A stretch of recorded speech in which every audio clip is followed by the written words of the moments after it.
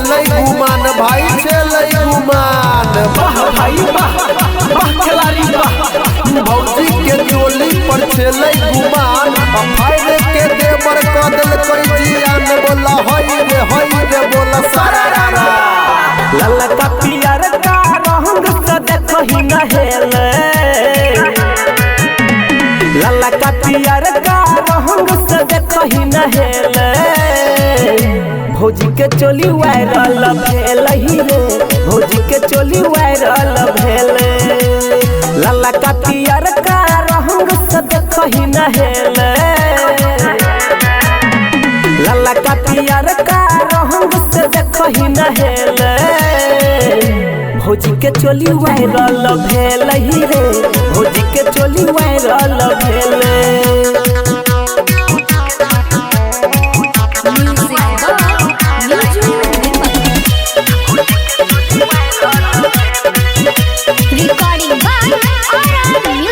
China के चोली चारा चारा फटले। देवर संगे भौजी होली में सटल ही। देवर संगे भौजी होली में सटल। चाइना के चोली चारा चारा फटल।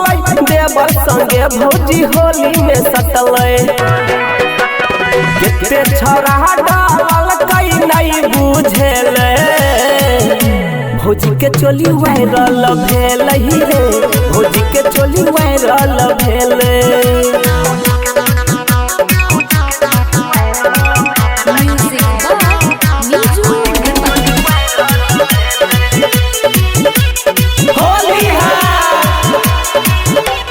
गदल के ढीला हटल के रहंग।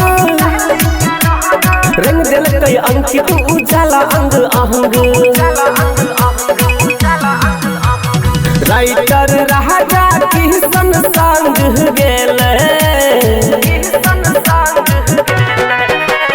राइटर राजा किशन संग गेले। भौजी के चोली वायरल भेलै रे।